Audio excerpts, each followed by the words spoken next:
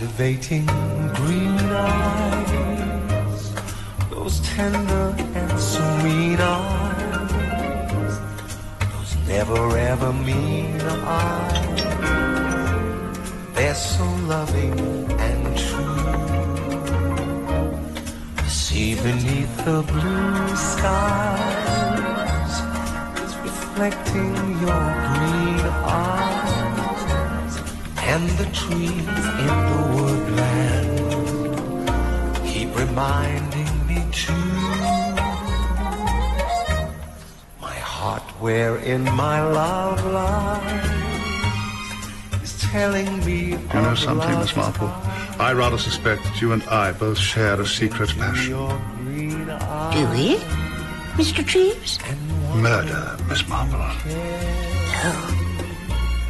Well, I'm not quite sure that I would describe it as such. Detective stories, they get it all wrong, don't they? Always begin with the murder when the murder should come at the end, don't you think? In certain cases, perhaps. But then again, Yes, Miss Marple, I think it would be safe to say I'm pretty expert in these matters. Oh, without a doubt. Mr. Treves, you've devoted a whole lifetime to the law. And 99 times out of 100, a murder evolves over years, with all the causes and events bringing certain people to a certain place at a certain time. All, what's the word? Converging, Mr. Treves? That's it. Converging. Converging towards a given spot, and then it comes wallop. 0 hour. All converging. Converging. Towards 0? Yes. Bullseye. Towards 0.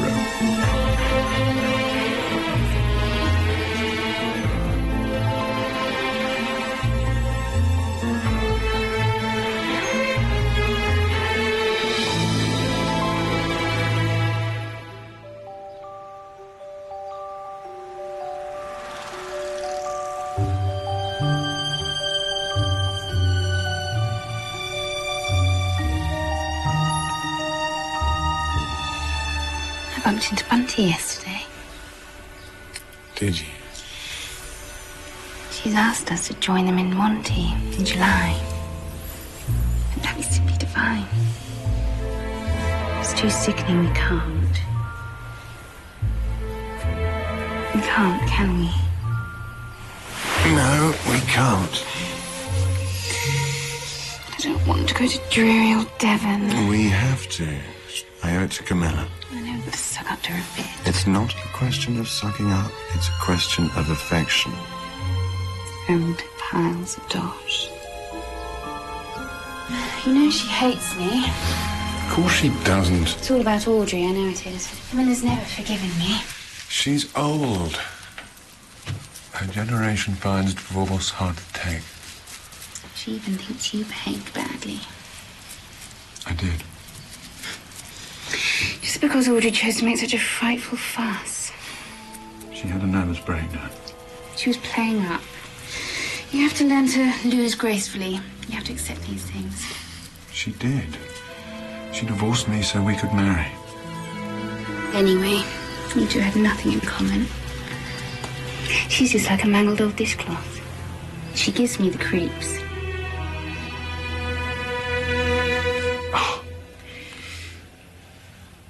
Perhaps we should join Bunty down in Monte Carlo. What about Devon, Camilla? Oh, you can always pop down in September. But I thought she's always there in September. Audrey, you mean? Yes, of course, Audrey. We can't be there at the same time. She thinks it's quite a good idea. How do you know what Audrey thinks? I happened to run into her yesterday. Run into her? Never said. You didn't tell me you'd bumped into Bunty till this morning. Bunty's not my It ex-wife. was pure chance. We had a little chat. Actually, she was very nice. She even asked how you were. Sweet of her. And then it sort of came to me. How much more sensible it would be if you two could be friends. It would make me so happy if this could work out.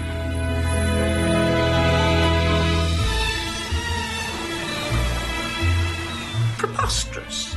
The boy must be barking. Does seem rather odd. Wives making friends? Oh, it's too revolting. No, it can't be Neville's idea. Must have come from that ghastly trollop he married. Well, people tend to be a little more relaxed nowadays about this sort of thing. Not under my roof. And it's only because Matthew, God rest his soul, was so devoted to the boy that I allow that scarlet-toed creature here at all. I do not like her. The way she pursued Neville until his marriage was in tatters. No, I blame her entirely for the whole thing. Well, Neville had a little to do with it. Well, of course he did, stupid boy. But if it hadn't been for that harlot's persistence... Poor Audrey. What that woman's been through. And she was so nearly such a good wife. If only she'd been a little more athletic.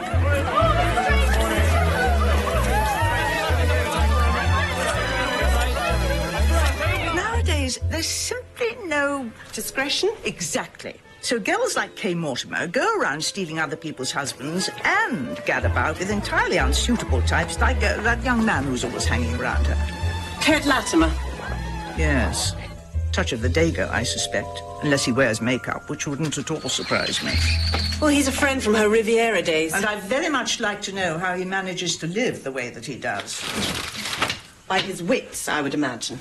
Oh, I expect he'll be loafing about at Easterhead while they're here. Oh, why can't everyone leave me in peace? Old Freddie Treves practically next door at the Balmoral Court. Thomas Royd boring us all senseless with tales from Malaya. And there's Marple, of course. Oh, and of course, Marple. A sketching holiday, I ask you. She'll be over at Easterhead too. Marple and the gigolo. Now, there's a thought. No doubt she'll be poking her nose in everywhere. She was just the same at school and such a ghastly swat. Perhaps you'd prefer that I put Neville off. Oh, no. Let them all do what they want. With any luck, I'll be dead by September.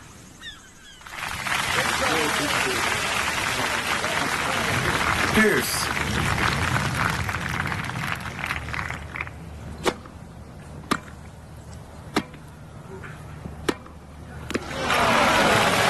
Advantage Strange.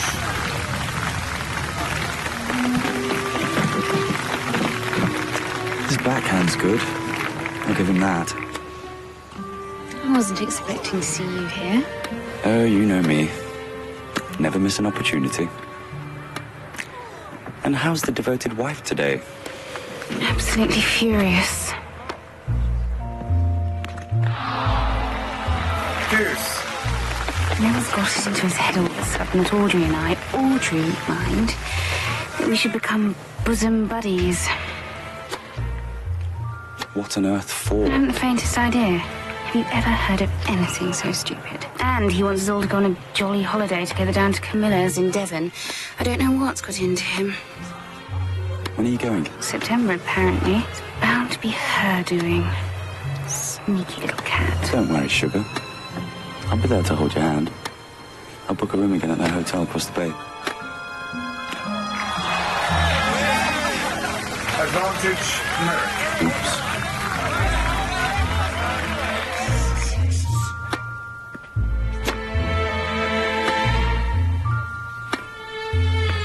Out! The ball was out. It was in. Of course it was. Game 7 championship, Merrick.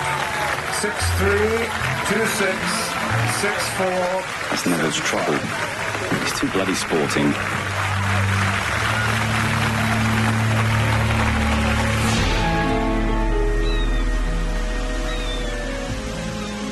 I must say, my dear, I found Neville's suggestion quite disgusting. It might, you know, be rather a good thing.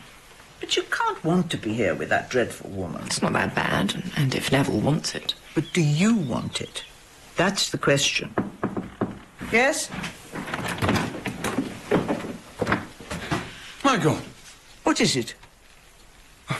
For a second there, I thought it was Rita Hayworth. Stupid child. Gorgeous old thing. Rude, horrible creature. How are you? Irresistible. We've been so looking forward to this, darling, haven't we? We couldn't wait. Hello, Camilla. Kay.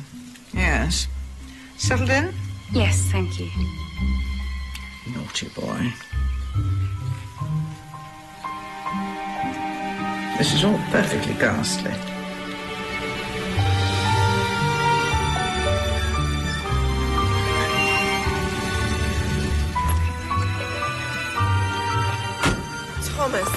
Hello, Mary. How lovely. 7 years. Nearly 8. Is it really? That's too long.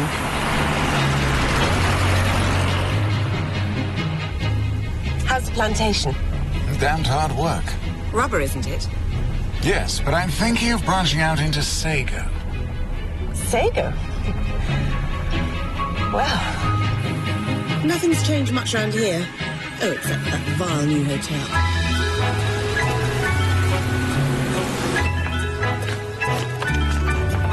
Thank you.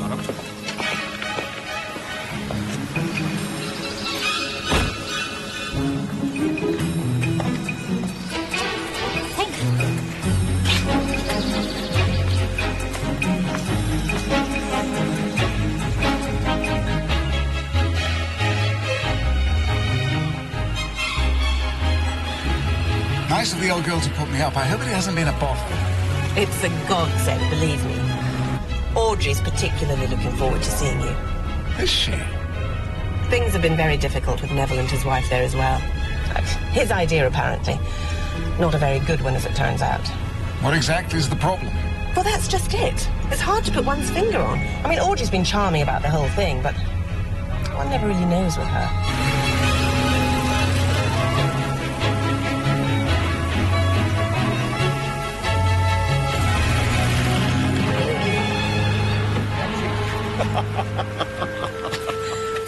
Mr. Treed, sir. Welcome back to the Balmoral Court. Oh, Mrs. Rogers, the old gaff all spick and span. There's been a slight change of plans, sir. Oh? But I'm sure you won't be disappointed. There she is, stately as a galleon. Yes, dear old Gull's Point.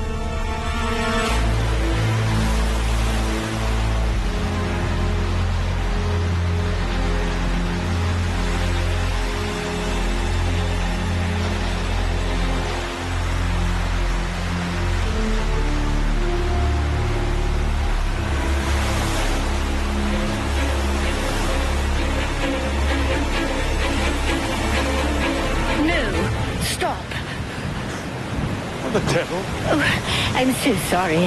I didn't mean to startle you, but I thought... Yes, I'm afraid I've always tended to stand too near the edge. Yes, it is rather tempting, isn't it? Had to fetch this, thought I'd get some air.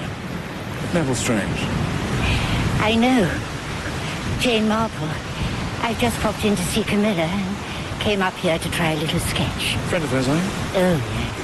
We go back a long way, on and off. Such a pity about Wimbledon, Mr. Strange. That boy who beat you, Berry. Merrick. Flash in the pan, I'm sure. The best man on the day. Sporting life. Oh, how fascinating. You must tell me all about it this evening. This evening? That would be nice. Goodbye, then, Mr. Strange. Still the same old Thomas. Thought you might have perked up a bit. Now, Adrian, he was a bright spark. Such a waste. You should have made it to the funeral. It was difficult. There's no excuse. He was your brother. He came off the road very close to here, you know. So I gathered. Exactly a year ago. Do you know what he was doing down here? Haven't a clue. What's more, he never came to see me, which was most unlike him. So, good to be back. Your timing's not too clever, I must say. Mary mentioned that. Don't know what's got into Neville, bringing those two together. Still, it may have its compensations. What do you mean? You've always had a soft spot for Audrey, haven't you, Thomas? From the time you were children, when your parents took her in. She was like a sister to me and Adrian. Oh, I think she was rather more than that. And then Neville came along and snatched her from under your nose, didn't he? Oh, don't look so miserable. Perhaps patience will finally reap its reward. This is all I could find, the illustrated post. That'll do, I suppose. Neville? I'm so sorry, Neville. I thought you were speaking to me. Oh, bless.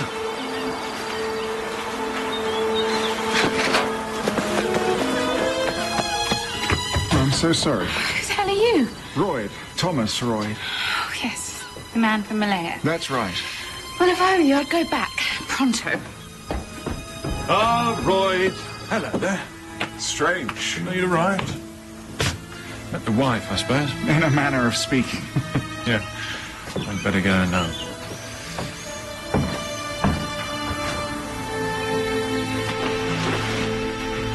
Why did you give it to her? It's only a magazine. You gave it to her and not to me. What's it matter? Of course it matters. I'm your wife. You humiliated me, and that's exactly what she wants. She's trying to turn you against me. You've got to stop this. Let's leave. I hate it here.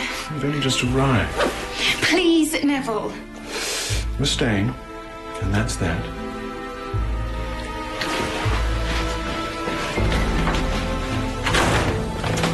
Welcome back. Miss Marple. Thank you. Thank you. So, here we all are. Is Camilla not joining us? I'm afraid not, Miss Marple. Nowadays she prefers her own room. Is your hotel comfortable? Oh, yes. Most comfortable, thank you. Yes. It's not a bad old dive. And top-notch billiards. We should all come over one day. It's got a lovely sandy beach. I was thinking of going sailing tomorrow. I'd like that. We could all go sailing. I thought you were playing golf. I can play another day. Do you play golf, Kay? Hardly. She'd be good if she took the trouble. She's got a natural swing. Do you play games, Audrey? No, I don't.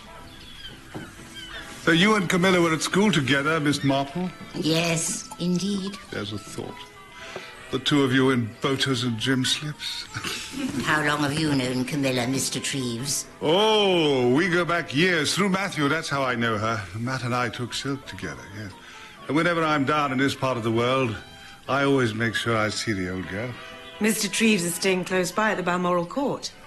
You always have the same suite, don't you, Mr. Treves? Not this year, unfortunately. Some cock-up with the booking, so they put me up top.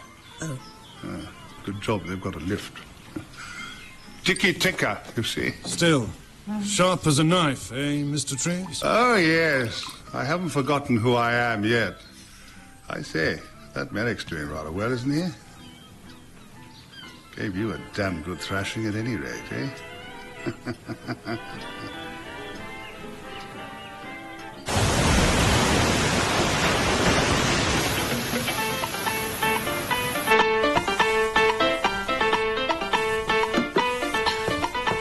Move the table, Neville.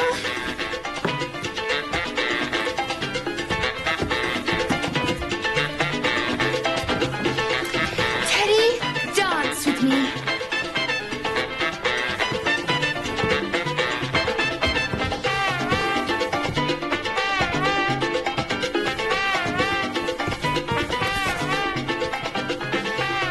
Oh, that hair flame red, unforgettable.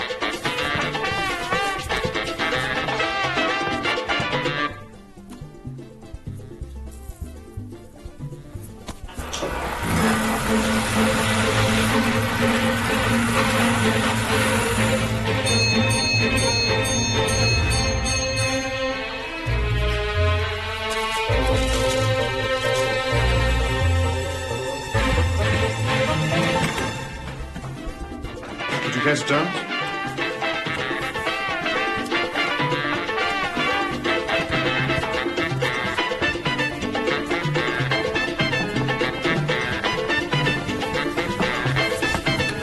Her ladyship's compliments, Miss Marple, and she would be glad to see you up in her room. Thank you. Excuse me.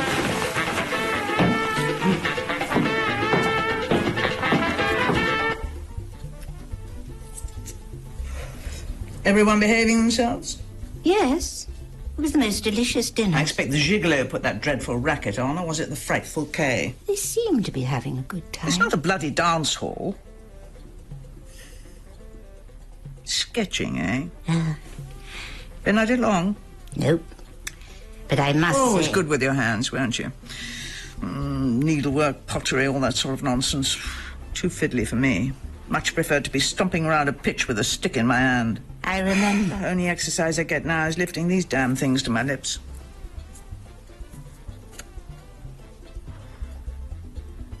We weren't that bad looking, were we, Jane? No. I think we were... Look at us now. Two old crocs waiting to drop off the twig.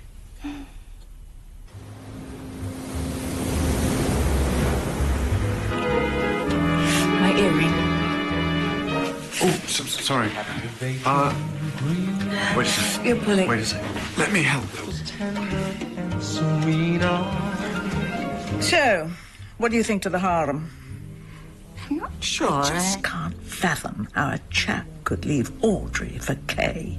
It does happen. Oh, well, of course it happens. But if you were a man, wouldn't she drive you off your nut? Perhaps it won't last. He may marry again. Maybe even return to his first wife. To Audrey? Mm-hmm. Oh, no, never. No, she's too proud. Oh, where love is concerned, pride is a quality more often spoken of than acted on. Don't pontificate, Jane. It sets my teeth on edge, what's left of them. No, you don't understand. Audrey was head over heels for Neville, and after he left, she never wanted to see him again. And yet she's here now. Perhaps she wanted to show that she doesn't care anymore. Or would like to think so. You don't mean she might still hold the candle for him? Oh, no, she's behaving perfectly in an impossible situation. Whereas Neville is behaving very badly indeed. And I find my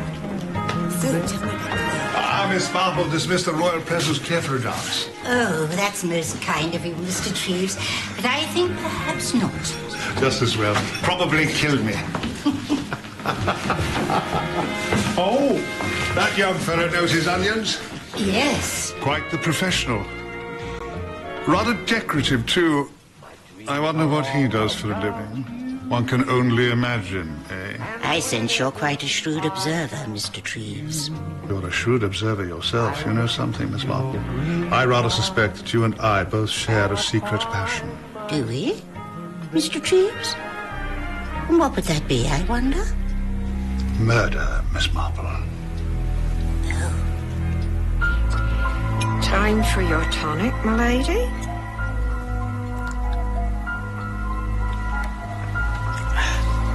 Waste disposal on the men, Barrett? Oh, no, my lady. I'll be forever a slave to my bowels.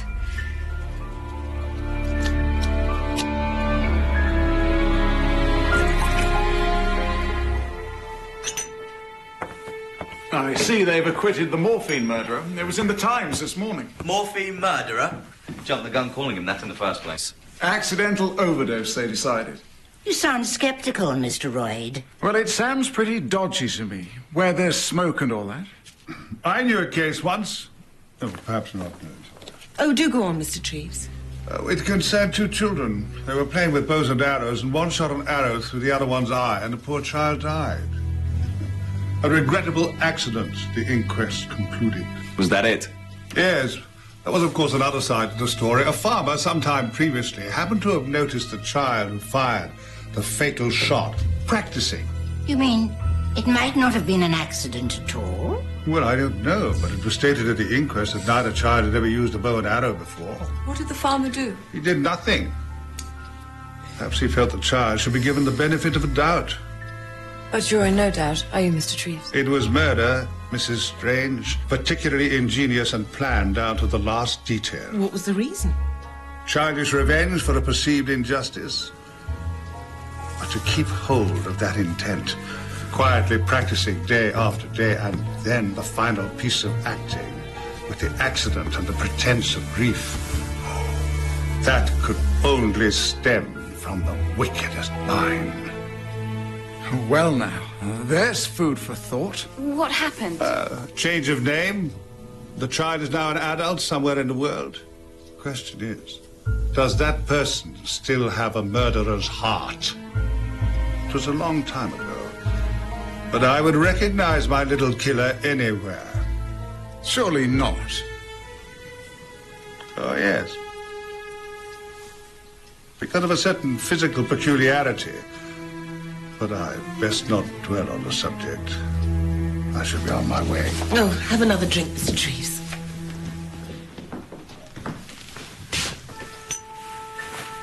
Why not come out for a little? I think I shall go to bed.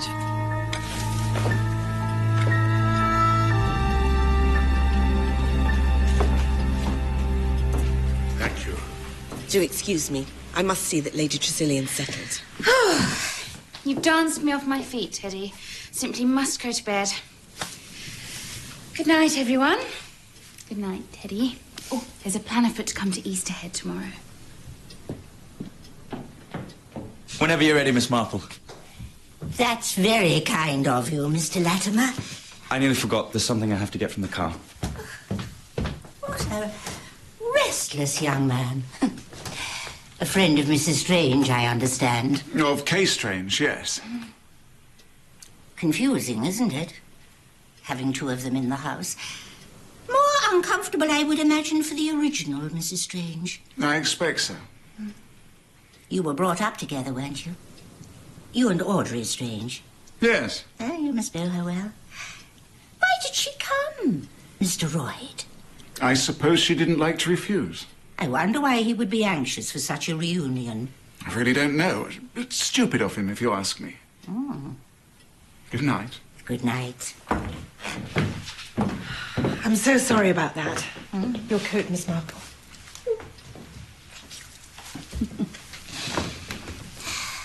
You must come again. You seem to have cheered her up enormously. What have you got there? Dance records. Kay asked me to bring them over. She didn't say.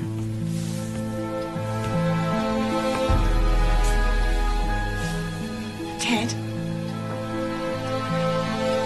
We'll make a move. Motor's out front. Goodbye. Straight. Straight. I'll walk you back, shall I? Yes. Yes. It's a beautiful night. Yes. Do you know, I think I might join you. A little air would be lovely. Thank you.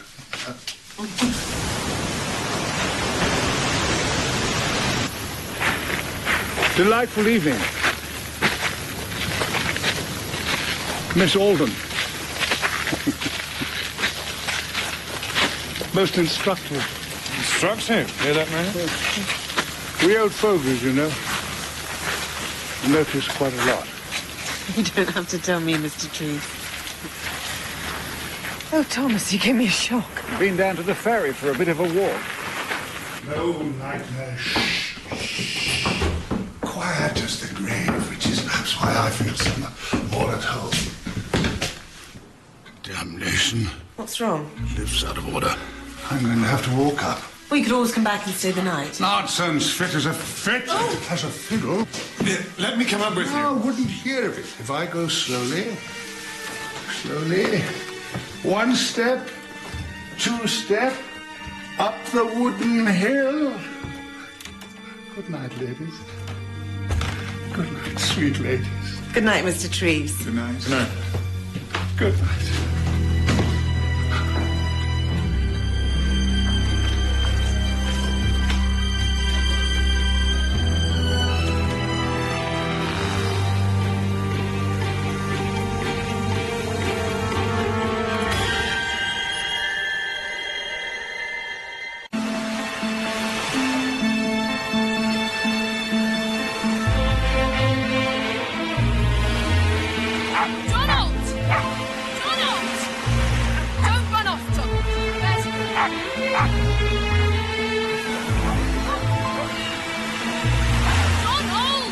Such an odd story Mr. Treves told last night, wasn't it? The child and the bow and arrow. Yes.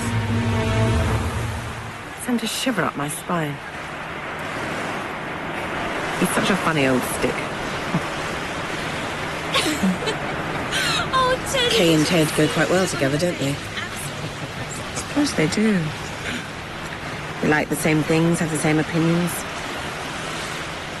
What a pity. What? Well, I was going to say what a pity it was she ever met Neville. I'd rather not talk about it. Of course. Stupid of me. I'd hoped maybe that you got over it. There's nothing to get over. I hope they'll be very happy together. Well, that's very nice of you. It isn't nice, it's the truth. It's all over now. See you later, Teddy. You know, I actually find them rather exciting, Kay and Neville. They lead such different lives from me. I quite envy them. And even you with all your unhappiness. I've had experiences that I should probably never have. I envy you too. I really do. Can't be much fun for you, living with Camilla. Well, I'm well fed, comfortably housed. Thousands of women don't even have that.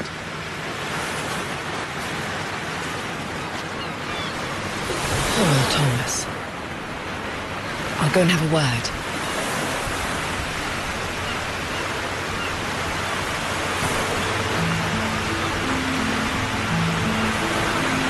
Please don't.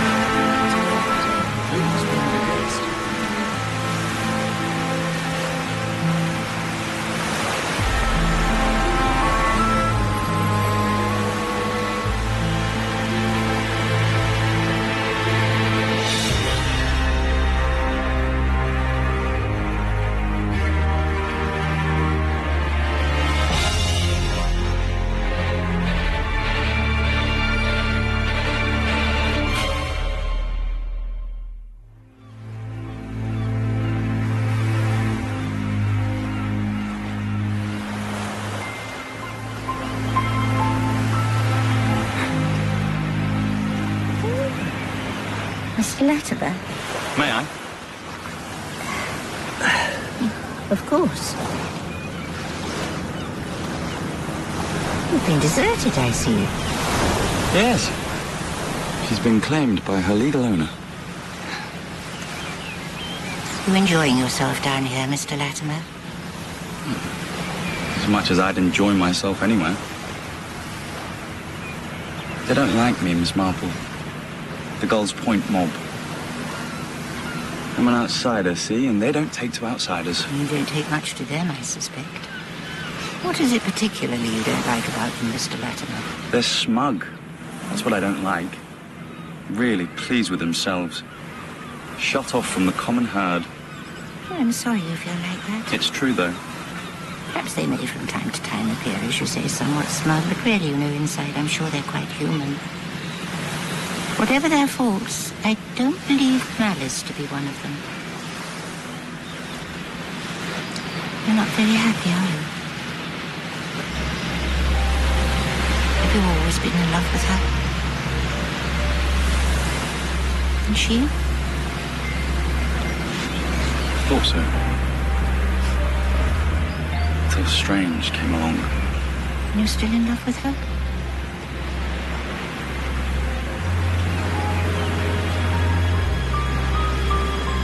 Shouldn't you go away from here, Mr. Latimer?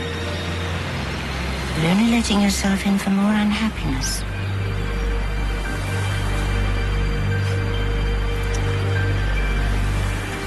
Sweet old thing, aren't you?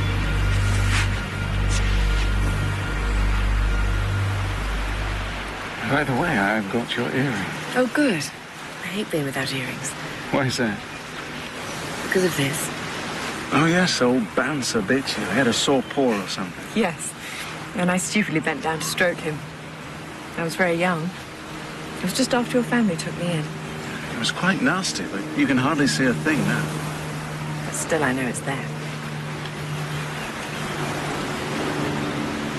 Why did you marry him? I fell in love. Why? What attracted you? You hate him, don't you? Hardly surprising, is it? He's got everything I haven't. I'm just dull old Thomas with a gummy arm.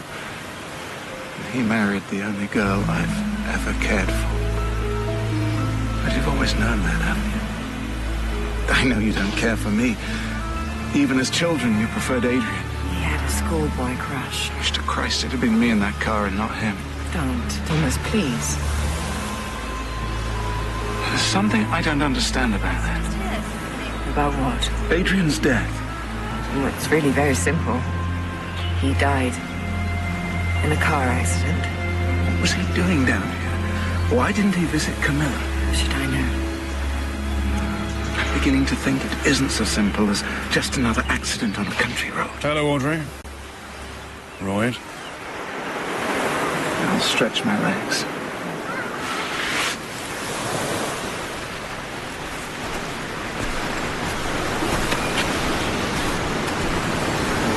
It is all right between us, isn't it? Yes, of course. I mean, we're good friends and all that. Yes. Why wouldn't we be? Audrey. Your wife wants you. Kay, you mean? That's what I said.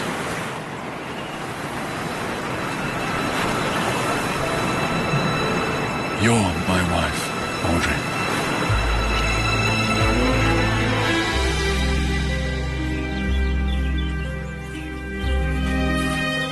Miss Alden, her ladyship wants to see you at once.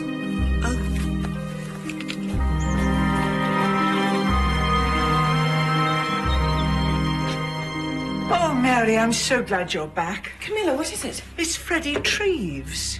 He's dead. Dead? Yes, isn't it terrible? It was so sudden. He must have collapsed as soon as he got back to the hotel last night. Oh, I can't believe it. He had a weak heart, of course, but there was nothing wrong with dinner, was there? I don't think so. Would you go to the Balmoral Court and ask if there's anything we can do? Yes, of course. And take Thomas with you. He might be useful. I gather Mr. Treves was dining with you at Gull's Point last night. Yes, Doctor. How did he seem? Very well. This heart business. You just never know when it's going to hit you. I had a look at his medication, and it was clear he was in a pretty bad way. He was always so careful. I'm sure he was, Mrs. Rogers.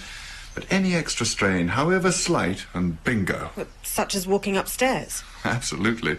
Although I'm sure he would have avoided that. Oh, yes. He always used the lift, always. But except last night. What do you mean, Miss Alden? Well, the lift was out of order, wasn't it? No, it wasn't. Hasn't been out of order for weeks. What a terrible thing.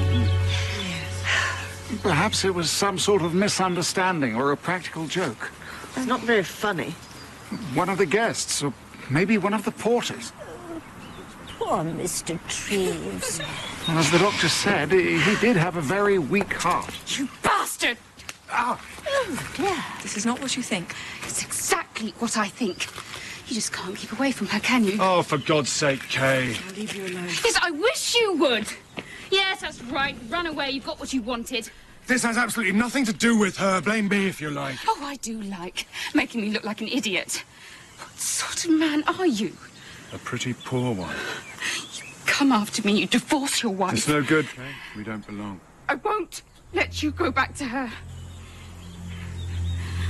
I'll kill you first. And her too. I expect you'll be glad when things get back to normal.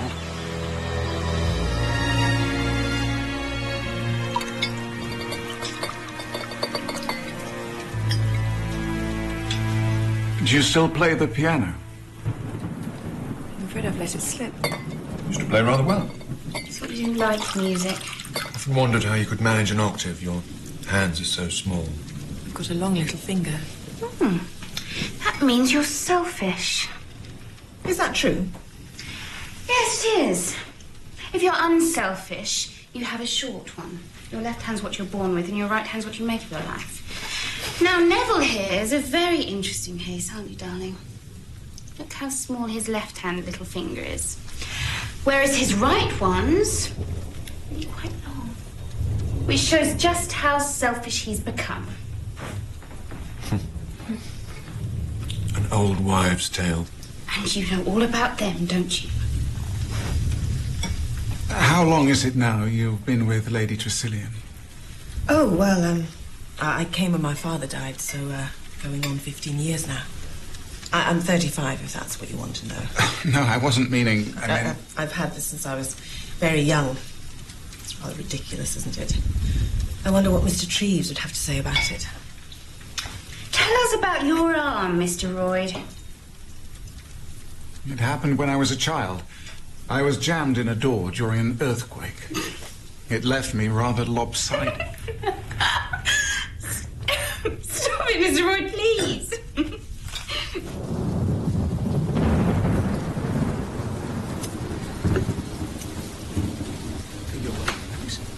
I think I might pop over to Easterhead, catch Latimer for a game of billiards. Will you take the car? No, the ferry. It's pouring. I know. I'm going to bed. What a killing head. Good night. Good night. Night.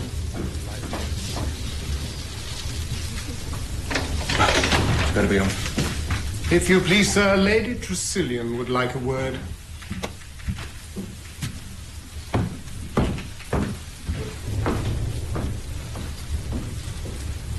There are certain things, Neville, that I will not permit in my house. Now, I have no wish to listen to anybody's private conversations, but if you and your wife insist on brawling in full view... Sorry about that. You wish Kay to divorce you so that you and Audrey can remarry, is that right? That's the gist of what you've heard. I will not allow it. I would have thought that's my business. You've used my house to make contact with Audrey, or else she's used it. She's done nothing of the sort. Kay is your wife. She has rights of which you cannot deprive her. You've made your bed, now lie on it. It's got nothing to do with you. It has everything to do with me. And Audrey, what's more, leaves this house tomorrow. You can't do that. Don't you raise your voice to me. I will not have it.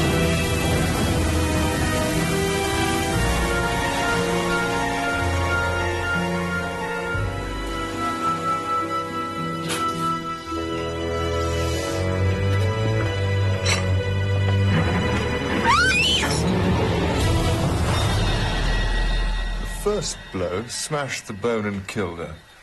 The second one was just to make sure. How long has she been dead? And put it between 10 and midnight. And this is what hit her, is it? Presumably. She must have been hit with the back of it.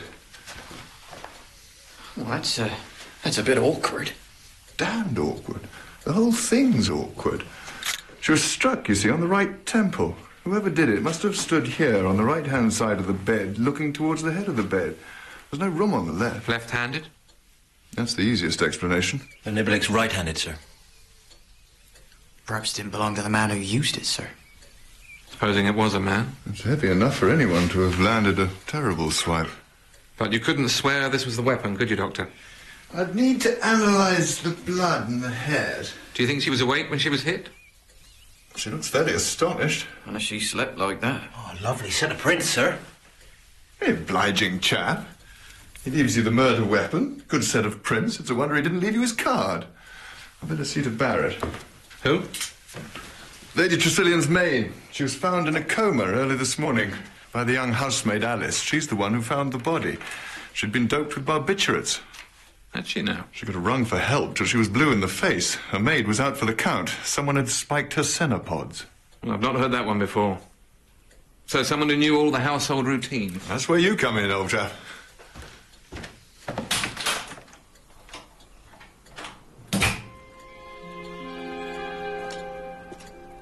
Do you think someone could have handled this with gloves on after the fingerprints were made? Not without smearing them.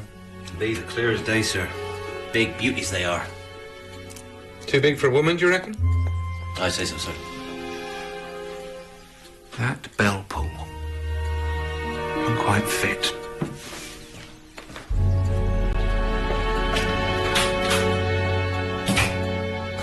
This is Thomas Royd, an old friend of the family, Audrey Strange. And this is Neville Strange and Kay Strange, Neville's wife. Good morning. And this lady? Oh, I'm sorry, this is Miss Marple. Jane Marple? Yes. Good morning, Superintendent. I don't believe we've met. No, madam. But a colleague of mine, Colonel Melchett, has spoken of you on more than one occasion. Well, I hope. Well, he's certainly spoken of you. Dear Colonel Melchett. Are you staying here too, Miss Marple? Oh, no. Superintendent, I'm staying at the Easterhead Bay Hotel. But I knew Lady Tressilian of old. A terrible shock. Well, yes, to all of us. But we're anxious to help in any way. As far as we can tell, the house doesn't seem to have been broken into. That would appear to be the case, madam. Does anybody recognise this? Is that what... Horrible. Looks like one of mine. Can I see? Oh.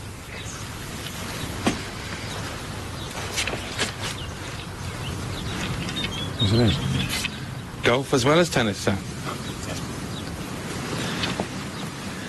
I saw you at Wimbledon. My daughter's a great fan of tennis. Particularly keen on that Merrick chap. Certainly knows how to hit a ball, doesn't he?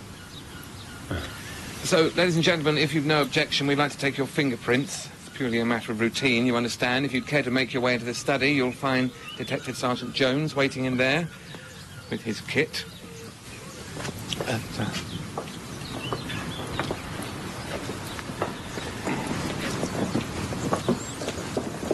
I wonder if you've got any idea, sir, who Lady Tressilian's solicitors are? Yes, Asquith and Trelawney of Saltington. Thank you, sir. I need to look into the estate. You mean who inherits the money? That's right, sir. The will and all that? Well, I don't know about her will.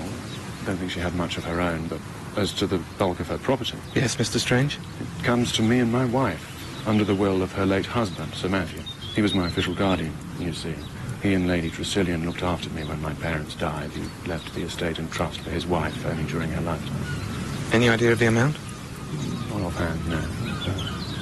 Somewhere in the region of 100,000. Each? Between us. Tidy sum, nonetheless. It is, yes. Although, I've plenty of my own.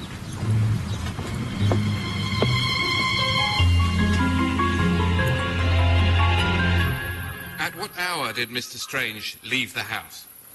10:20, sir. Or thereabouts. I left the front door on the latch, sir, for when he came back from Easterhead Bay. Do you remember what time that was? About 2:30, sir. I heard voices, then a car drive away, and then I heard Mr. Neville come upstairs.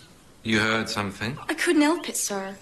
See, I was going up to bed and I had to pass her ladyship's door and heard her and Mr. Neville going at it hammer and tongs. Do you remember what was said? Well, I wasn't listening, like.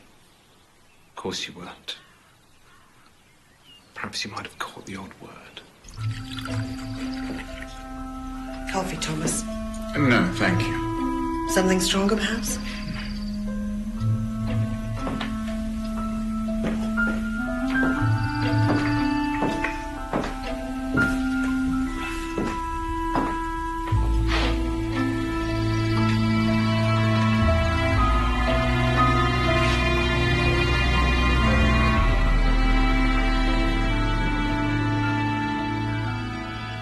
Where'd you find this? Bundled at the bottom of Mr. Strange's wardrobe. And look at this. Looks like blood to me. And it's spattered all the way up the sleeve. Well done, Williams. And there's something else, sir. Red hairs, see? Here on the cuff. And there's brown hairs on the collar and right shoulder there. Well, well. A regular Bluebeard, our Mr. Strange. His arm around one wife and the other wife's head on his shoulder. And look at this, sir.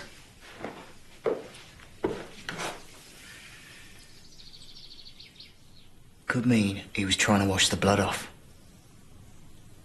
Where's that lead to? Mrs. Strange's room. It's locked.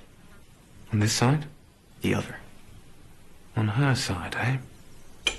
This is where Barrett always kept the Sanopods, sir. God, nasty little things.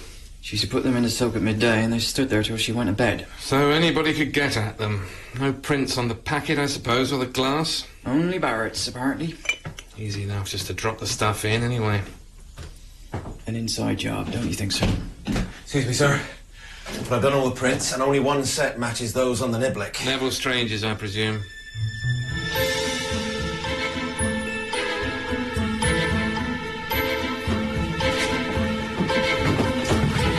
Planning your escape, Miss Marple?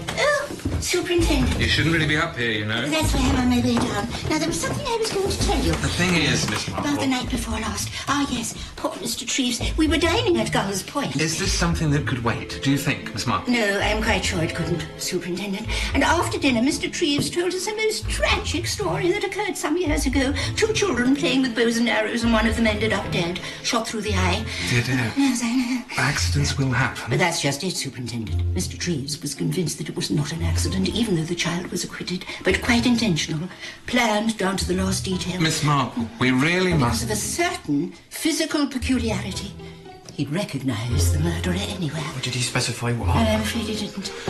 This'll have to wait. But there's more. When Mr. Treves returned to the hotel, he found the lift out of order. Look, I don't really see... But apparently it wasn't. It seems someone put the placard there by accident. Accidents will happen. Yeah, and poor Mr. Treves, who had a very weak heart, had to climb the stairs and died. And I can't help feeling, Superintendent, that the placard was put there not by accident, but by design. Murder on the off chance, you could say. Because he'd recognised at dinner the person who shot the arrow. But please don't let me keep you. Good morning. Bit late, wasn't it, sir, to be going off to Easterhead? Well, it's quite lively over there, Superintendent, as I'm sure you know. And this is something of an early-to-bed household, isn't it? I took a key. But not your wife? She had a headache. Please go on. I was about to go up to change. Into what? I'd been wearing a blue suit.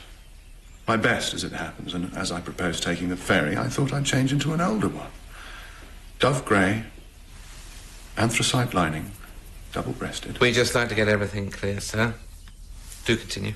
I was about to go up and change when Hurstall told me that Lady Tressilian wanted to see me, so naturally I obeyed the summons. You were the last person to see her alive, I think, sir? Yes. I suppose I was. How long were you with her? 20 minutes or so. Then I changed, hurried off, just about caught the ferry. Then at the hotel, eventually tracked down Latimer. We had a game of billiards, and before we knew it, it was 2 o'clock. Last ferry had gone by then, of course. So Latimer very decently gave me a lift back. It's quite a way all round the estuary. He dropped me off about past. That chat with Lady Tressilian, all right, was it? Why shouldn't it be? Well, the thing is, sir, some of your conversation was overheard. We had a slight disagreement. It was nothing. What about, sir? But as a matter of fact, she ticked me off. Nothing unusual there. Old Bird was an expert. Divorce and all that, she wouldn't have it, so we both got a bit heated. But we parted on perfectly friendly terms. And that niblick, Mr. Strange, any reason why it would have your prints on it? It's my club. Of course they'd be on it. But I certainly didn't bash her over the head with it. No, what I mean is, sir, is there any reason why the prints would show that you were the last person to have handled it? That can't be true. Somebody else must have handled it afterwards. Someone wearing gloves. Not without smudging your prints, sir. It isn't true. It simply isn't true. And perhaps you can explain why the sleeves of your blue suit are stained with blood. It's ridiculous. I wasn't even wearing that suit. Did you cut yourself, Mr. Strange? No, I did not. Surely you can't think I did such a thing. Why should I? I've known Camilla all my life. Well, you said yourself, Mr. Strange, that you come into a lot of money if she dies. I don't want money. I don't need it. That's what you say. Ring my bank. They'll tell you. You must realise, Mr. Strange, that we already have sufficient evidence to request a warrant for your arrest. What? But we've decided to give you the benefit of the doubt. For now.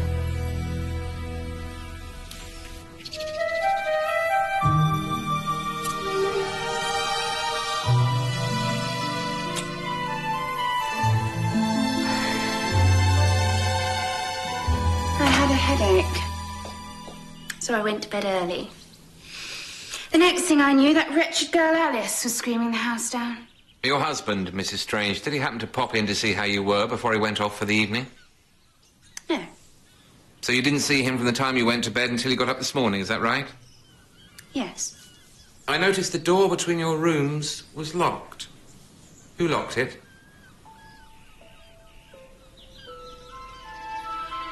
Mrs. Strange? What? The bedroom door. Who locked it? I did. We'd had a row earlier on, if you must know. I was furious with him. Absolutely furious. Oh, dear. What was all that about, then? That bloody woman. It's all her fault. She's making him behave like a perfect idiot. And which woman would that be? His first wife, for goodness sake, Audrey.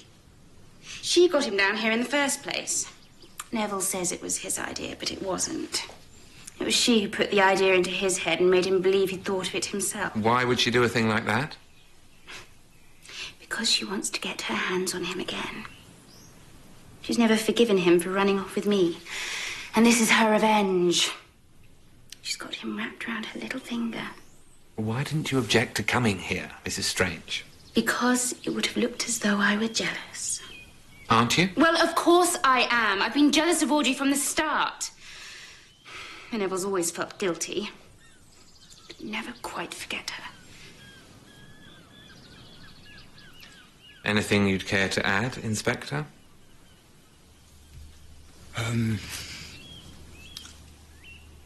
No, sir. Well, thank you, Mrs. Strange. We have to ask a good many questions, especially with your husband inheriting so much from Lady Tressilian.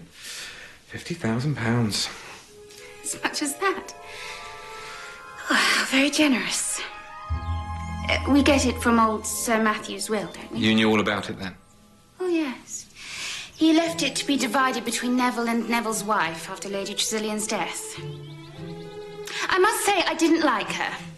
Probably because she didn't like me, but it's too horrible to think of someone coming along and cracking her over the head. It wasn't Neville, Superintendent. I'm sure of it. What makes you so sure, Miss Alden? Just doesn't like him. That's why. I understand he's had a few problems, Miss. It has all been rather difficult. And it was his idea to have this little get-together. So he says. But you don't think so? I've always thought that someone else put it into his head. Like who, Miss Alden? I don't know. I really don't know. Do you know that Lady Tressilian has left her maid Barrett a legacy? Yes, I did. And that she left you one too? Yes. Do you know how much? Enough to live on. Lady Tressilian was aware of how very little I have of my own. I always come here in September, and my husband, my ex-husband, wanted to come too, and asked if I'd mind. It was his suggestion? Yes. Not yours? It was his suggestion. And you agreed? One doesn't like to be disobliging. But you were the injured party? Yes. And you don't feel any rancor against him? Not at all. You have a very forgiving nature, Mrs. Strange. You're sure, are you, that this meeting was not your idea? Quite sure. Are you on friendly terms with the present Mrs. Strange? I don't think she likes me very much. Do you like her? I think she's very beautiful. Well, thank you, Mrs. Strange. It's most helpful.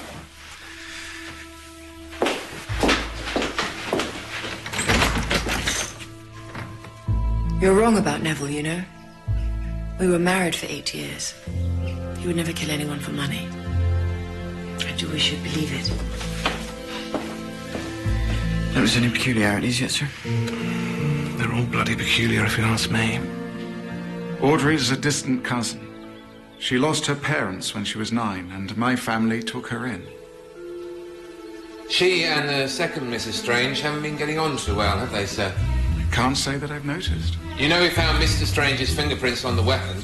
Yes, he told us. And some blood on the sleeves of his jacket, the same group as Lady Tressilian, it transpires.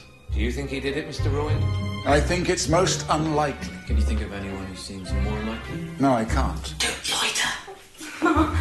We're now beginning to think the murderer was left-handed. Well then, that narrows down your options, doesn't it, Superintendent?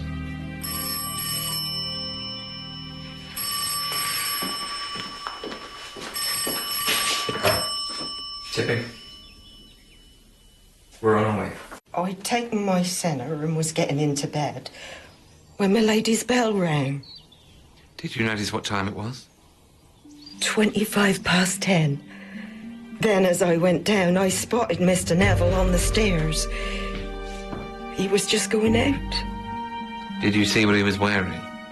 His grey double-breasted. He did look worried. Then I went into her ladyship and she was so drowsy, poor dear, she couldn't remember why she'd rung. And that was the last I saw her. Is there anyone who doesn't like you very much, Mr. Strange? I don't think so. Someone you might have injured in any way? Well, there is one person, my first wife, Audrey. Oh. But I can assure you she doesn't hate me. She's behaved like an angel. You're a very lucky man, Mr. Strange. But I can't say I'd like the case against you, but it would have stood up in court. Probably hanged you. Sorry, I don't understand. After you left her last night, Lady Tressilian rang for her maid. Then Barrett must have seen her... Alive and well. What's more, before she went into her mistress, she saw you leaving the house. But the niblick, my fingerprint... Well, she must have been killed with something else. The club put there to throw suspicion on you, except because you're right-handed. You sure there's no one who'd like to see you hang? We took Mr. Strange across at 10:30 last night. And did you see him after that? Did you see him after that? No, sir, we didn't bring him back. Have you come across a bloke called Latimer? Edward Latimer, staying over at Easterhead? Oh, yes, handsome young chap. Looks a bit foreign. Could be him. Didn't see him last night, sir. Though I did see him this morning. He popped over first thing. Came back a few hours ago.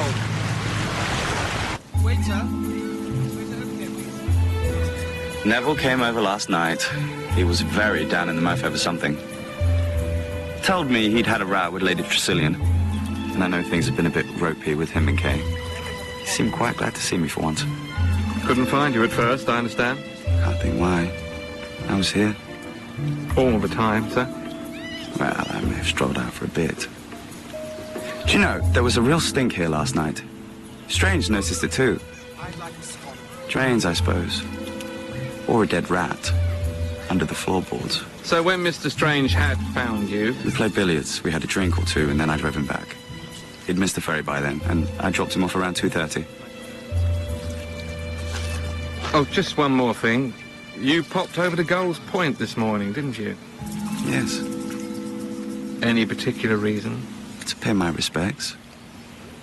Not that they've ever paid me any, but you like to do the right thing, don't you? Oh, he's too pleased with himself for my taste, sir. He's just the type who'd smash his own granny's head if he thought he could get away with it. Why would he do it, though? He doesn't stand a game. No, he's a bit fudgy about what he's up to before Strange tracked him down. Oh, I don't believe it. Oh, Superintendent, Inspector, I'm so glad I've caught you. You seem to pop up everywhere, don't you, Miss Marple? Yes, I do, don't I? Well, I'd love to stay and chat, but we really must get off. Oh, I quite understand, Superintendent. It's all very convenient, isn't it? What is, Miss Marple? The niblick and poor Barrett in a coma. A little too convenient, perhaps. Makes the culprit look rather foolish, don't you think? And if the culprit were, for the sake of argument, Mr. Strange, he may be many things, but a fool he certainly isn't. Come on! Miss Marple, we really don't have the time. Well, you see, if it weren't premeditated, why would he be carrying the niblick?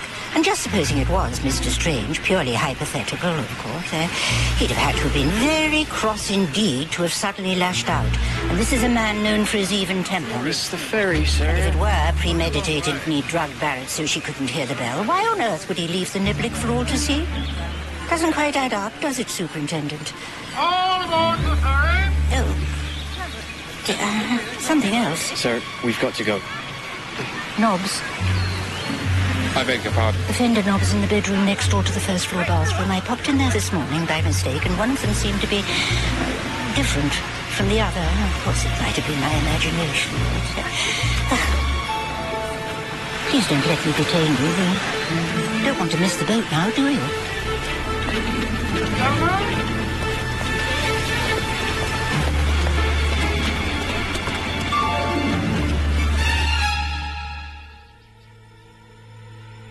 That's it. That's what she meant. The left one is brighter than the right. Check them out, Jones.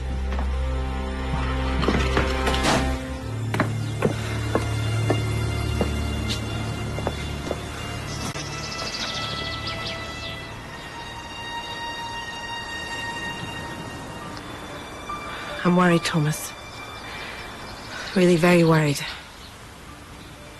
Mr. Treves. Why are you worrying about him? Well, I've been wondering.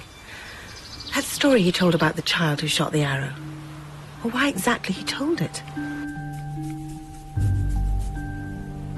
There's prints on the right-hand one, sir, but none on the left. And this is the one we want. Those prints will be the maid's, which means this one has been cleaned twice. Look, sir. Blood. I've been trying to remember. He told it so very deliberately, and he said he'd recognize the person, as though he already had. I mean, why should he do that? You don't think he knew Camilla was going to be murdered, do you? I don't think that's very likely.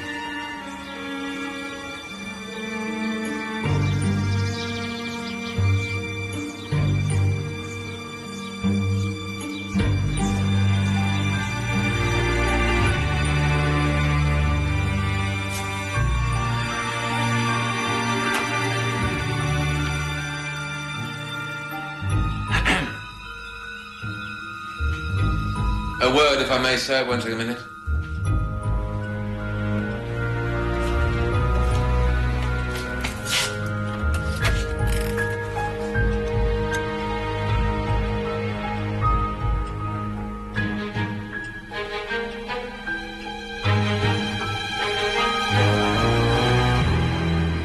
You inherit, as I understand it, half the late Sir Matthew's estate. Am I right, sir?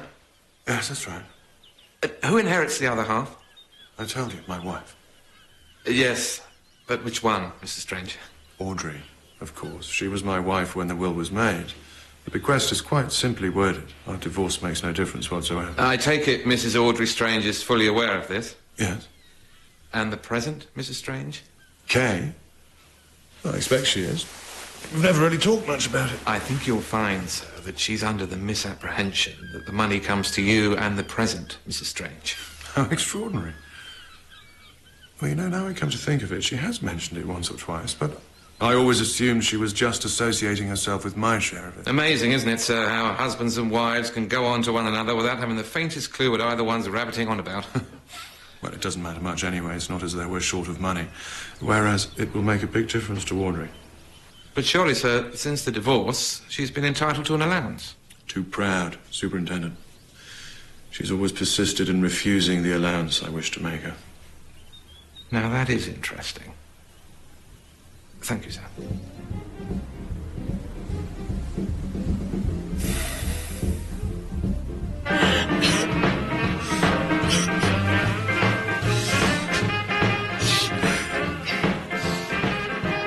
What the hell are you looking at? Sorry. Always lurking around, aren't you? I didn't know you were in here. Bad smell. Oh, she's got it down to a T, that pathetic little look. And Neville's fallen for it, hook, line and sinker. No, Kay, that's not it. Well, you won't get him. And you won't get his money either. Got it all wrong. I've got you bang on from the start. You're a scheming little bitch. And the sooner you get out of our lives, the better. Audrey, no! No, you don't. What are you doing? I was... Oh, my poor darling.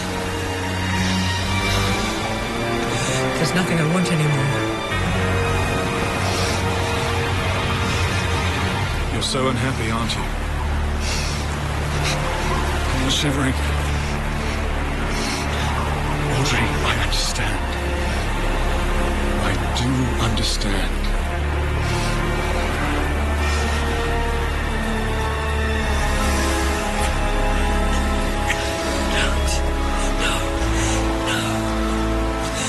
You'll always be mine. Till the day you die.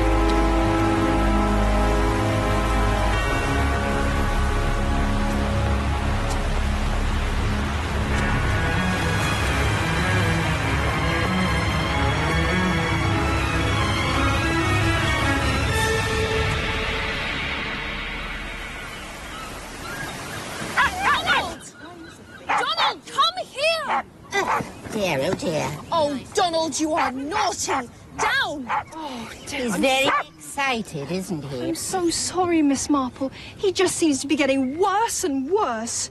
Simply honking, isn't he? Dear, yes, he does seem to be a bit... Oh, you can smell him for miles. I caught him bouncing on a dead fish down on the beach. I'm sure you'd love that, wouldn't you, Donald? Oh, he did. He found it flat out amongst the rocks.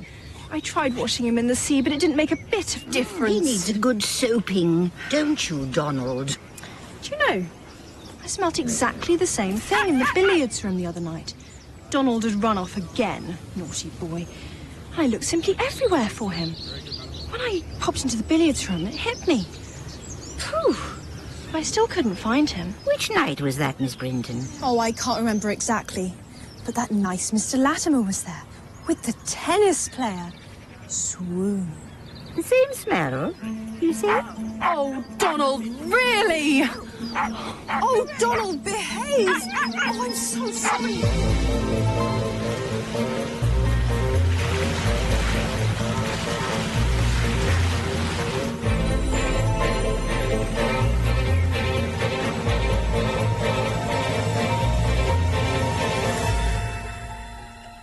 Good morning, ladies and gentlemen. Thank you for gathering again at short notice. I realise it's an inconvenience to have a house full of policemen when you're trying to digest your breakfast, but there are one or two things. Who does this belong to? Is it yours, Mrs. Strange? No, it isn't mine. Miss Alden? It's not my colour. And it's certainly not mine. You sure it isn't yours, Mrs. Strange? Perhaps you'd like to try it on. And she's already told you, Mallard, it isn't hers.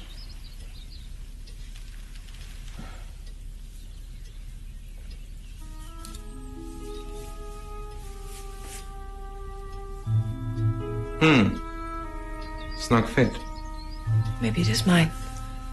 I'm always losing them. It probably is yours, Mrs. Strange. I found it outside your window, pushed down into the ivy along with its pair. Look here, Superintendent. What a word.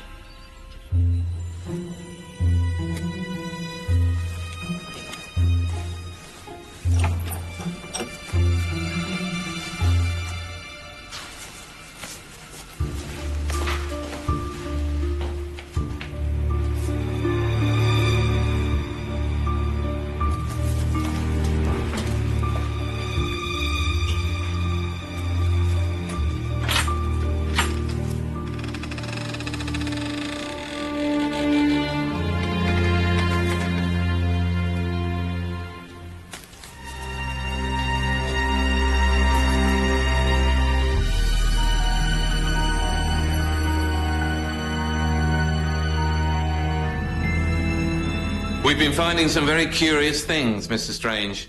This, for instance. Which consists, as you see, of a steel fender knob screwed and taped into the handle of a tennis racket. Little doubt, I would surmise, that this is what was used to kill Lady Tressilian. Where on earth did you find that? Looks like Audrey's old racket. The knob had been cleaned and put back on the fender. But the murderer had neglected to clean the screw. We found a trace of blood on that, Mr. Strange. In the same way, the handle and the head of the tennis racket had been taped together again and thrown into a cupboard, where they would doubtless have remained, if Detective Sergeant Jones hadn't been looking for something of the kind. Any fingerprints? Just one, on the tape binding the racket. Of course, you're not going to tell me whose print it is. The jacket you wore at dinner on the night of the murder had brown hairs on the collar. They're mine, I suppose. They were a lady's hairs, sir. And red hairs on the sleeve. Well, I expect they'd be Kay's. And the others... they might be Audrey's. I caught my cufflink in her hair the other night. In which case, the brown hairs would be on the cuff. What exactly are you implying? There's a trace of powder on the inside of the jacket collar. The same as used by Audrey Strange. Which suggests to me that on some occasion she must have worn it. And then there are the gloves. This is a left-hand one, stained with blood. She is left-handed, isn't she? To strike Lady Tressilian with the right hand would have been very awkward, the bed being where it was. But for a left-handed person, no trouble at all. Are you quite sure this little get-together was your idea, sir? Suggesting that Audrey killed Lady Tressilian just to get her hands on the money. I'm not suggesting anything of the sort. From first to last, this crime has been directed at you, Mr. Strange. Ever since you left her, she's been brooding on how to get her revenge. In the end, she decided to have you hanged for murder. She chose an evening when you'd quarrelled with Lady Tressilian, wore your jacket so it would be stained with blood, left your niblick in the room knowing we'd find your prints on it. But the one thing she couldn't account for was her ladyship ringing for Barrett, which meant that Barrett saw you leaving the house. Can't be true. I swear to God it cannot be true. Audrey's never borne a grudge against me. You have the whole thing wrong. He's right, Superintendent. You see, I don't believe that Mr. Strange did leave Audrey at all. I rather think that she left him for Adrian Royd. Isn't that so, Mr. Strange? When Audrey was taken in by the Royd family, a great rivalry developed between the two boys, but then she married Mr. Strange, and that was an end to the matter. Adrian, however, bided his time and finally made his move.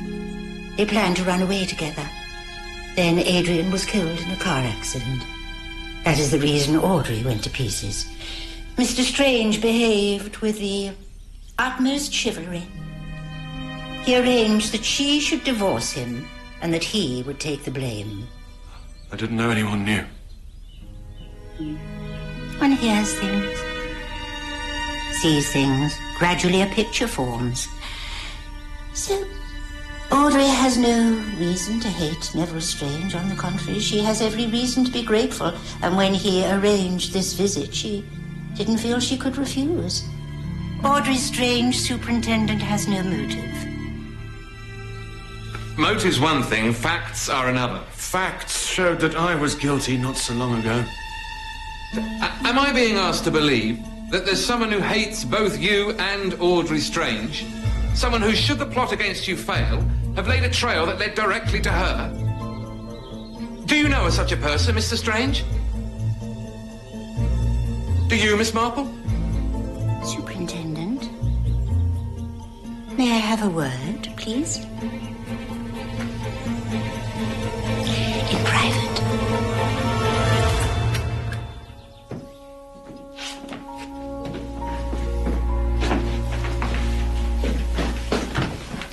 You want me, don't you? Mrs. Strange, I have a warrant for your arrest on the charge of murdering Camilla Tressilian on Monday last, September 10th. I must caution you that anything you say will be taken down and may be used in evidence at your trial. It's almost a relief. No, Audrey, say nothing. But why not, Neville? I'm glad it's over. I always knew it was you. I knew you were up to something. Didn't I tell you, Neville? Kay, please. Oh, shut up, Kay, for God's sake. Why don't you look after her? I'm all right. I should take you away from a lot of them. Let me come with you. No, Neville. You stay. Is there anything I can do, Audrey? Dear Thomas. I'd better call my solicitor. Of course, Mr. Strange, but first there's a little something I have in mind.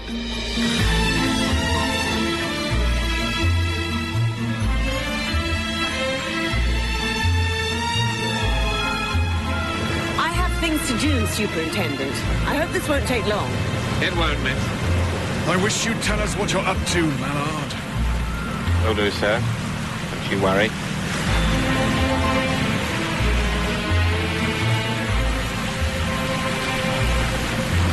It's sick. Deep breaths, Mrs. Strange. Very good for nausea.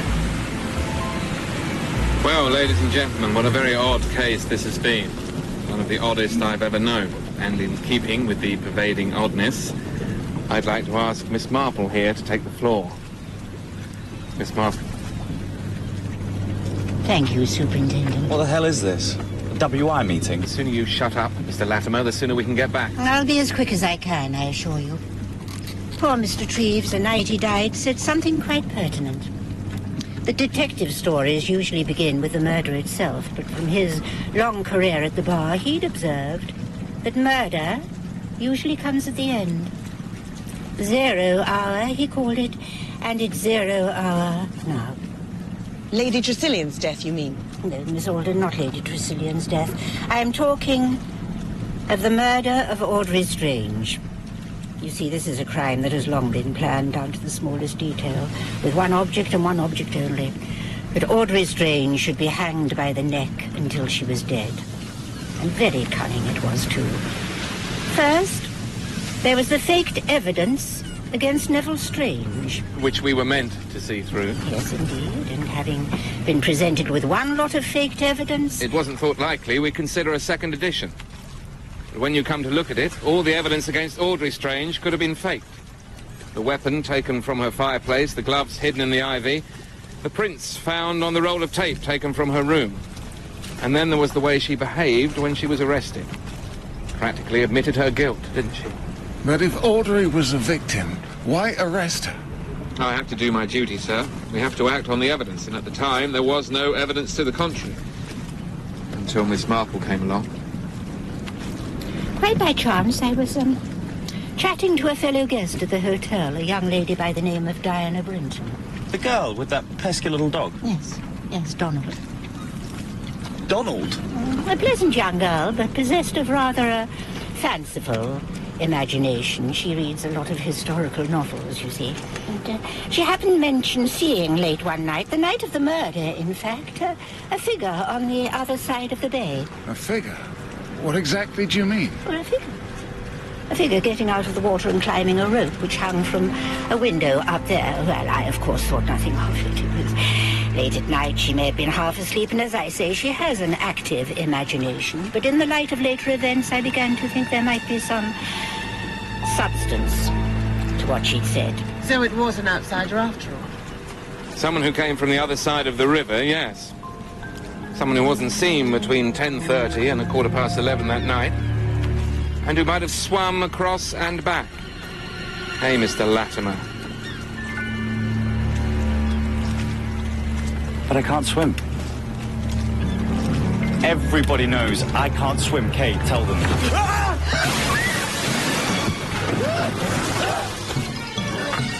Yeah, Mr. Latimer. Pushed him! She pushed him! Didn't anyone see? He can't swim, can he? Well, I told you that. Teddy! Joan? He's going under! Teddy!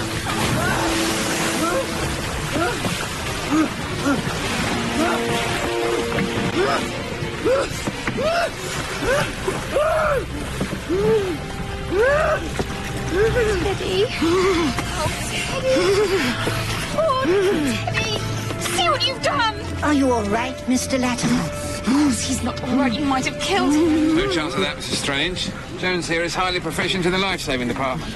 And look on the bright side. At least it's eliminated him from our inquiries. And it can't have been Mr. Royd climbing that rope because of his arm. Which brings us to you, doesn't it, Mr. Strange? Are you seriously suggesting I swam across the river, climbed into the house, killed Lady Tressilian, and then swam back again? Yes, we are. Simply extraordinary. And what about the rope? You left it there yourself before you caught the ferry. So, in other words, I framed myself, did I? I rather think you did. Priceless. Absolutely priceless. And why the hell should I want to kill Camilla? You didn't. But you did want to hang the woman who'd left you for another man, and the fact that it entailed killing a woman who'd been something like a mother to you didn't seem to worry you in the least. You're a bit unhinged, aren't you? I'm not the one who's unhinged. Have been ever since you were a kid. I looked up that old bow and arrow case, see? It was the same then, wasn't it? Anyone who does you an injury has to be punished. Flicked you on the raw, didn't it, when Audrey left you? So you had to think up something special for her, and what better than to get her hanged? Pity you didn't have the brains to pull it off. All that Niblick stuff. Powder on the collar, hair on the cuffs. We knew what you were up to all along. Laughing into our sleeves, weren't we, Miss Marple? I'm afraid it was all rather childish. But you see, like so many murderers, you thought you were being so clever, when in fact you were being really rather stupid. Stupid? Stupid? It was the perfect plan.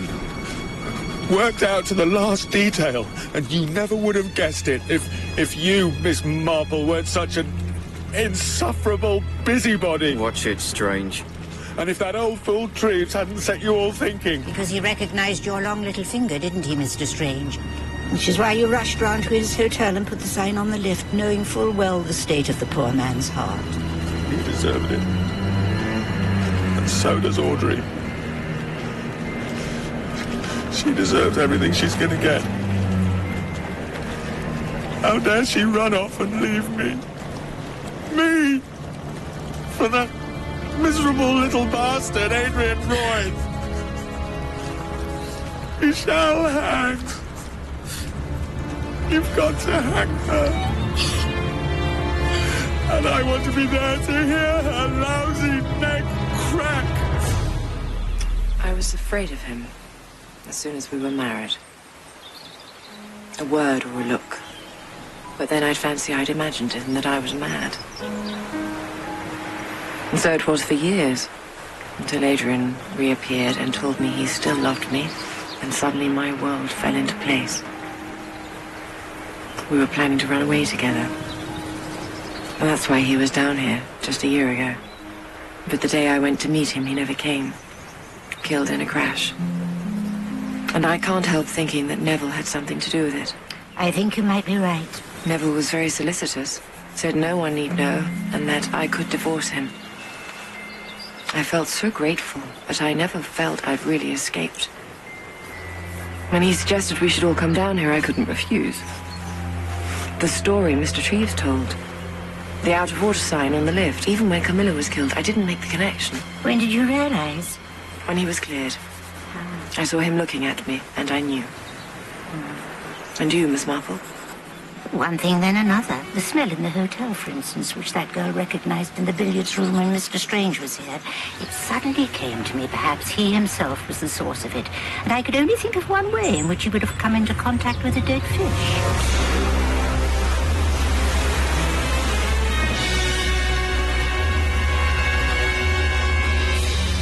He must be quite a strong swimmer because he had very little time.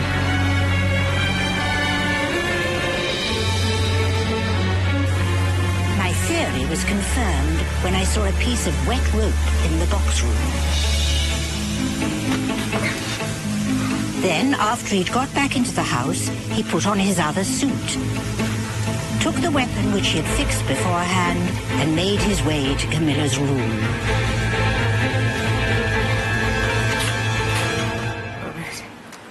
We won't go into that. Then, he slipped back out of his clothes, down the rope, swam back here to meet Mr. Latimer. Then after Mr. Latimer had driven him back, he had all night to clear up his traces and set the scene. Then, of course, there was the bell. The bell? By Camilla's bed. I nearly got it the morning after the murder, when I saw a window pole and the bell wires on the ceiling. It was very, very clever of Mr. Strange. He rang the bell for Barrett from outside in the passage after his row with Camilla, so that when Barrett came down, she'd see him leave, and thus he'd have his alibi.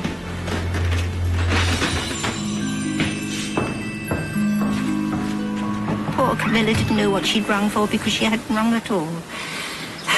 He struck her. Backhanded, by the way. His backhand was always his strong point. Good morning, Miss Marple. Good morning. Oh, Donald, come here. Is that the girl who saw Neville climbing the rope? Yes, it is. If it weren't for her, I must thank her. No, my dear. Don't move. I've nearly finished. It was raining, wasn't it? The night of the murder? Yes, it was. If you just, She must have awfully good eyesight. Yeah. Perhaps she eats her carrots. Miss Marple. Well, As the superintendent says, the police have to act on evidence, so I thought I'd help them along a bit by suggesting there was a witness. Fortunately, Mr. Strange's confession has rendered that redundant. So what you imagined actually happened? Do you have a gift for this sort of thing, Miss Marple? You know, sometimes I think I do.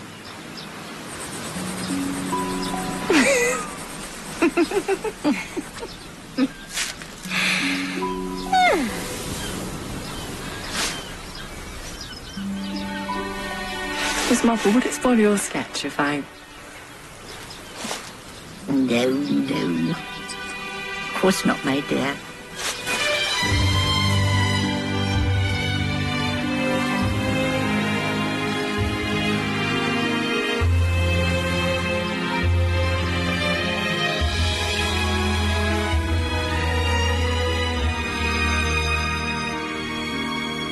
In fact, quite the contrary.